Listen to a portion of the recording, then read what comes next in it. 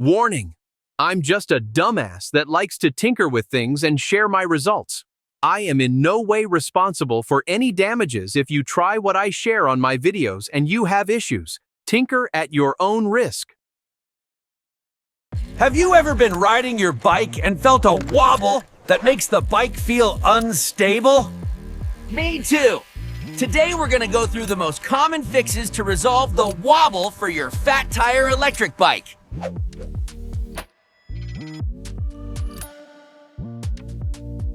Always inspect the bike for loose bolts. Anything on the bike that can be loose can cause the wobble.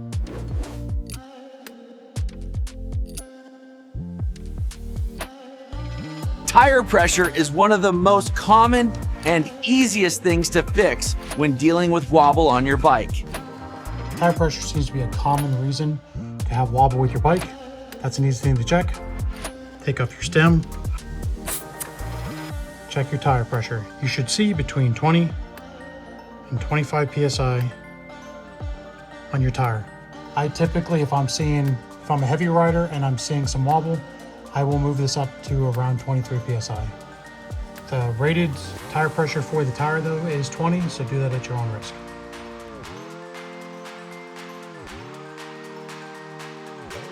Another possible issue could be weight distribution. If you have a lot of weight on your rear rack or front rack, it could cause the wobble. The final thing to check will require a few tools but isn't bad. Let's follow along and make sure that our headset is installed correctly.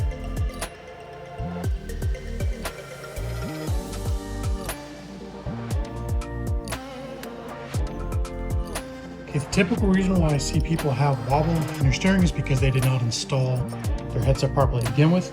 So in order to fix this, we're going to take this rubber cover off of your preload set screw, which is going to expose a screw that's going to use a 5mm Allen key.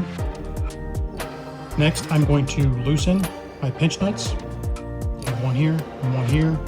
If you're using a different headset, you might be on one side, but this is what it is. You're going to ensure that these rings, everything is nice and seated properly. First thing I'm going to do is you want to make sure that you have the proper amount of spacer rings on your bike. So take this off. You can see inside of here, there is a little bit of a gap here. Right here, there's, if I was to guess, about a 1/4 of an inch gap. What that's going to do is that's going to allow, if you look at the cap, there's a ring that goes across here. That's going to allow this to sit down properly on here and tighten everything down. The point of tightening the preload screw first is we are compressing the headset and the fork together to make the steering nice and tight with no play.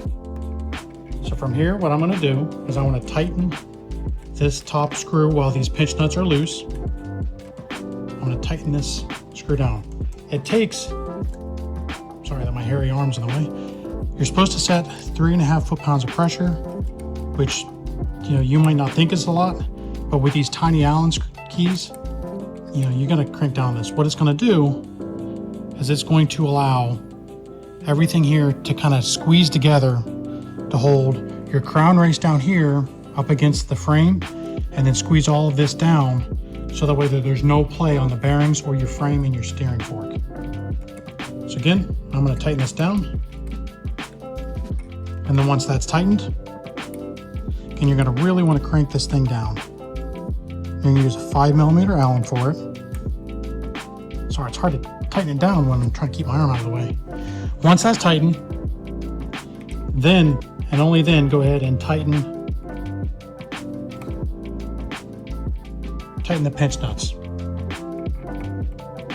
Looks like, at least on the Philodo factory, it's going to use a 5mm Allen key for the preload set screw and the pinch nuts. So again, once you get this preload set screw tightened, then you're going to tighten these two pinch nuts on each side. Like I said, if you have a different headset, this might be a little different design. But again, you want to make sure you have the proper amount of spacer rings here. I'll go ahead and link the spacer rings in the description of where you can buy more.